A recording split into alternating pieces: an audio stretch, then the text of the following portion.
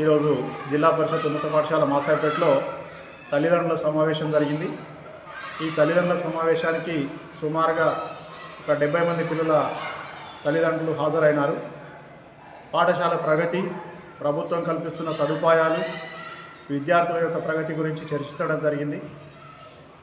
14 November బాలల దినోత్సవం సందర్భంగా విద్యార్థులకు, తల్లిదండ్రులకు సమన్వయం చేస్తూ సమావేశం నిర్వహించడం జరిగింది.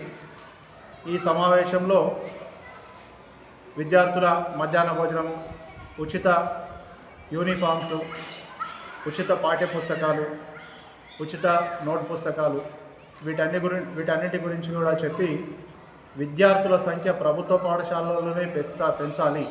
ప్రభుత్వ పాఠశాలలో నిష్ణాతులైనటువంటి ఉపాధ్యాయులు ఉంటారు, వాళ్ళ యొక్క సేవలను వినియోగించుకోవాలని చెప్పడం జరిగింది. అదేవిధంగా ప్రభుత్వ పాఠశాలల్లో ప్రైవేటు పాఠశాలకు ధీటుగా ప్రస్తుతం డిజిటల్ లెసన్స్ కూడా, డిజిటల్ పాఠ్యాంశాలు కూడా బోధించడం జరుగుతుందని చెప్పడం జరిగింది.